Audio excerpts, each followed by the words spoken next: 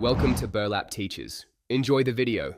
In this video, I will explain how to change oil in your Jeep Liberty.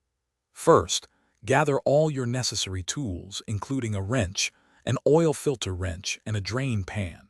Make sure you have the correct type and amount of new engine oil, along with a fresh oil filter. Park your vehicle on a level surface and let the engine cool down for about 15 minutes before starting.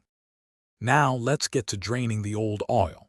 First, locate the oil drain plug, which is typically found at the bottom of the oil pan. Position your drain pan directly underneath the plug to ensure it catches all the used oil. Carefully loosen and remove the drain plug, letting the old oil drain completely into the pan.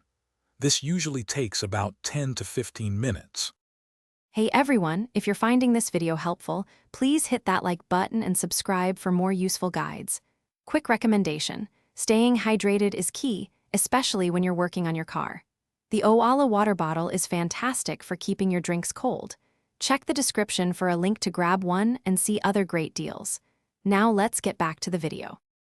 Once the old oil has fully drained, it's time to replace the filter. Use an oil filter wrench to remove the old filter, being mindful of any residual oil. Before installing the new filter, apply a thin film of fresh oil to its rubber gasket.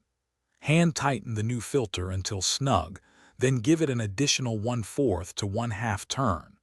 Reinsert and tighten the drain plug. With the new filter and drain plug in place, you're ready to add the fresh oil. Locate the oil fill cap, usually marked with an oil can symbol on top of your engine. Carefully pour the recommended amount of new engine oil into the opening. After adding, replace the cap, start the engine briefly, then turn it off. Check the dipstick and look for any leaks. Thanks for watching. Consider subscribing if this video helped you.